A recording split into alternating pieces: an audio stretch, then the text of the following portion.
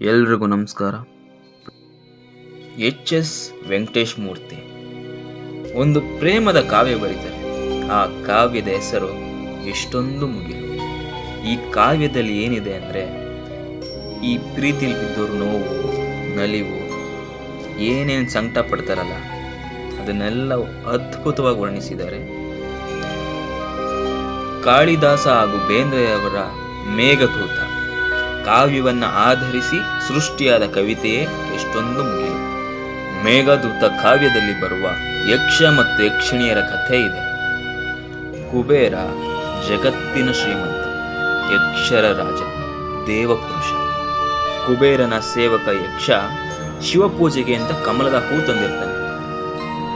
ಹೂವಿನಲ್ಲಿರೋ ದೊಂಬೆಗೆ ಕುಬೇರನ ಕೈ ಕಡ್ದಾಗ ಕುಬೇರಂಗೆ ಸಿಕ್ಕಾಪಟ್ಟೆ ಕೋಪ ಬಂದು ಯಕ್ಷನಿಗೆ ಶಾಪ ನೀಡ್ತಾನೆ. ಕುಬೇರ ಶಾಪ ಏನು ಕೊಟ್ಟ ಅಂದರೆ, ತನ್ನ ಯಕ್ಷಿಣಿಯಿಂದ 1 ವರ್ಷ ದೂರ ಇರಬೇಕು. ಆ ಶಾಪನ ಕೊಟ್ಬಿಡ್ತಾನೆ. ತನ್ನ ಮನಸ್ಸಿನಲ್ಲಿರೋ ನೋವನ್ನ ರಾಮಗಿರಿಯಿಂದ ಅಲಕೆಗೆ ಹೊರಟ ಮೋಡಗಳಿಗೆ ತನ್ನ ನೋವನ್ನ ಹಂಚ್ಕೊಳ್ತಾ ಹೋಗ್ತಾನೆ. ಮೋಡದ ಮೂಲಕ ತನ್ನ ಹೆಂಡತಿಗೆ ಸಂದೇಶ ಕಳಿಸ್ತಾನೆ. ಏನೇನು ಕಳಿಸ್ತಾನೆ, ಏನೇನು ಹೇಳ್ತಾನೆ ನೋಡೋಣ ಬನ್ನಿ.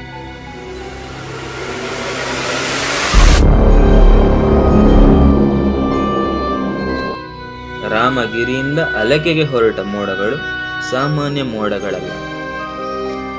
ಏಕೆಂದ್ರೆ ಯಕ್ಷನ ನೋವು, ವಿರಹ ವೇದನೆ, ಕಣ್ಣ ನೀರು ಇವೆಲ್ಲ ಆ ಮೋಡದಲ್ಲಿ ಬೆರೆತು ಹೋಗಿದೆ.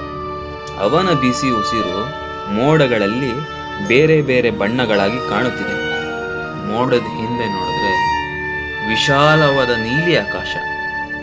ಸಂಜೆ ಆಗಿದೆ. ಆಕಾಶದಲ್ಲಿ ನಕ್ಷತ್ರಗಳು ಹೇಗೆ ಕಾಣಿಸ್ತಿವೆ ಅಂದ್ರೆ ದುಃಖದ ಹರಳಂತೆ ಕಾಣಿಸ್ತಿವೆ. ಮೋಡದ ಎದೆಯಲ್ಲಿ ನೋವು ಯಾವ ರೀತಿ ಇದೆ ಅಂದ್ರೆ, ಭಾರಿ ಪ್ರಮಾಣದ ನೋವಿನ ಮಿಂಚು ಸಿಡಿದು ಕರಳು ಹೃದಯ ಹಿಂಡಿದಂತೆ ಆಗ್ತಿದೆ.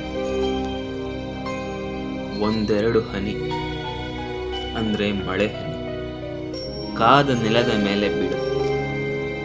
ಮೋಡ ಆಕಾಶನ ಸುತ್ತುವರಿದು ಜೋಡಿ ಹಕ್ಕಿಗಳಿಗೆ ನೆರಳು ನೀಡ್ತಿದೆ. ಹೀಗೆ ಉರಿ ಬಿಸಿಲಿನಲ್ಲಿ ನಿಧಾನವಾಗಿ ಮೋಡಗಳು ಯಕ್ಷನ ನೋವಿನ ಸಂದೇಶವನ್ನ ಅನುಭವಿಸುತ್ತಾ ತಿಳಿಸುತ್ತಾ ಸಾಗುತ್ತಿದೆ. ಇದು ಯಕ್ಷನ ನೋವಿನ ಪರಿ.